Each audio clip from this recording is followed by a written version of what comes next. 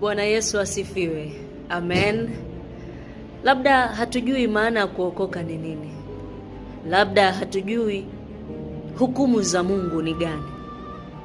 Maana utakuta watu wengi wakisema kwamba ona yule hata amevaa nguo fupi, muone yule ni mlevi, yule hatafika mbinguni, yule ni malaya, hatafika mbinguni. Labda hatujui hukumu za Mungu ni zipi. Labda tunafaa tuzijue. Neno la Mungu linasema katika kitabu cha Yakobo, wewe ni nani mpaka uhukumu mtu mwingine? Na hukumu mtu kama wewe una haki, lakini kama huna haki mbele za Mungu, usifungue mdomo wako kuhukumu watu. Maana ukihukumu watu inamaanisha bado hujamjua Mungu. Ukiwa na tabia ya kuhukumu watu wengine na kuwaona wao ni wenye dhambi, bado hujaokoka. Bado huyo Mungu hujamjua vizuri. Na wengi wetu tuko hivyo, tunasema tumeokoka, lakini kuna tabia bado hatujaacha. Na maanisha huyo Mungu hatujamjua vizuri. Na hatujui hata huyo Mungu anataka nini. Hatujui. Tunapoangalia wenzetu ambao bado hawajamjua Mungu, kazi yetu ni kuwaongea vibaya badala ya kuwaombea.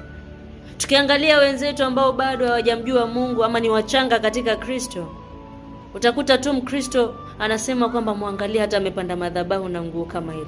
Muangalie hata amefanya nini. Muangalie hata amevaa mawigi, hata kuna vipole. Bado hatujajua huyu Mungu anatakaje.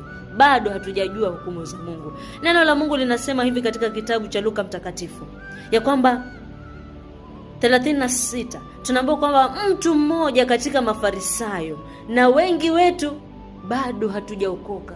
Wengi wetu ni Mafarisayo, wale wa kujiona mimi ndo mwenye haki mbele za Mungu. Hawa wengine hawana haki. Wengi wetu ni wale wa kujiinua, kujigamba kwamba tumeokoka, sisi hatuna dhambi, wale ndo wenye dhambi. Wengi wetu tuko hivyo. Ya kwamba mtu mmoja katika Mafarisayo alimwalika ale chakula kwake. Na tunaambiwa natazama mwanamke mmoja wa mji ule aliyekuwa mwenye dhambi, kahaba, alipopata habari ya kuwa ameketi chakulani katika nyumba ya yule Farisayo, alileta chupa ya marimari yenye